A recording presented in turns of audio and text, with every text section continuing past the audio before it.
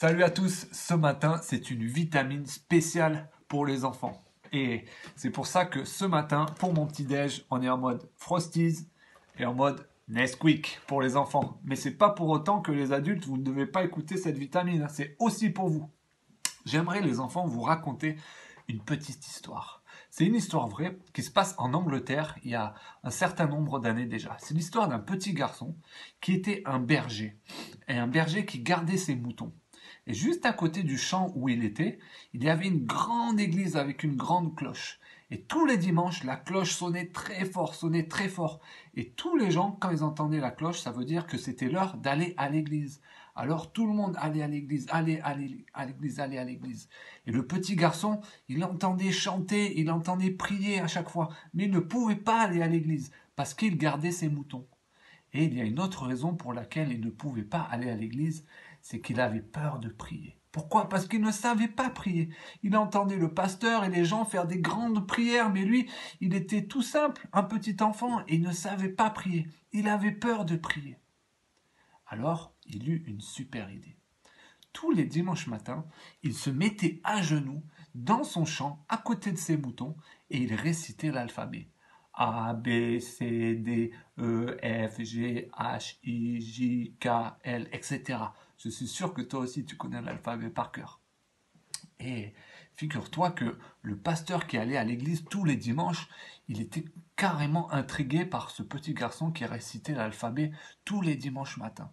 Alors, un jour, le pasteur, avant d'aller dans son église, il vit ce petit garçon à côté, dans le champ, et il s'approcha de lui.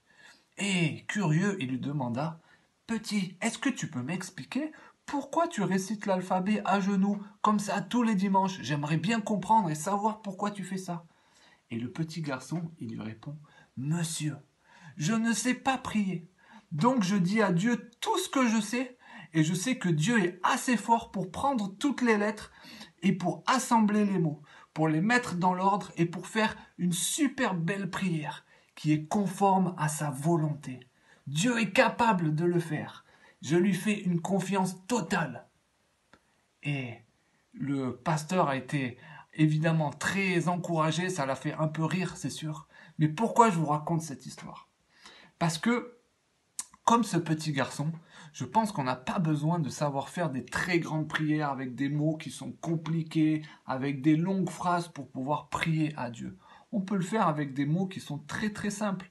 On n'est pas obligé d'être le pasteur Manu Renard ou Cédric Palude avec des grandes phrases ou je ne sais quoi. C'est bien si vous savez le faire. Mais Dieu accepte aussi qu'on fasse des phrases simples, qu'on lui parle en toute simplicité. Et c'est vrai pour nous aussi les adultes. Il ne faut pas avoir peur de prier parce qu'on ne sait pas prier avec éloquence, mais on peut prier tout simplement. Les enfants, j'aimerais que vous demandiez avec un adulte de vous lire le passage dans la Bible, dans Matthieu au chapitre 6, à partir du verset 5 et jusqu'au verset 7. Et là, il nous est dit, quand vous priez, n'imitez pas les hypocrites qui aiment faire leurs prières debout dans les synagogues, à l'angle des rues, ils tiennent à être remarqués partout, et partout le monde.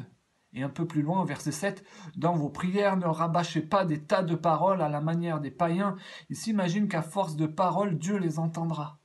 Donc, ici, Jésus dit que c'est pas la peine de faire des grandes paroles pour que tout le monde nous voit, pour que tout le monde soit impressionné, comme des hypocrites, des gens qui font semblant de prier. Mais il faut être simple, avec tes propres mots, des mots qui sont faciles, et Dieu t'entendra.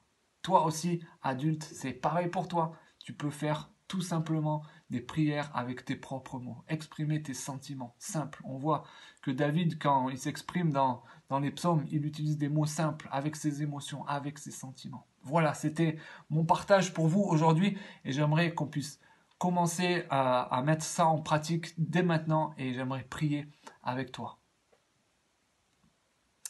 Seigneur Jésus, tu nous dis dans ta parole d'être comme des petits enfants.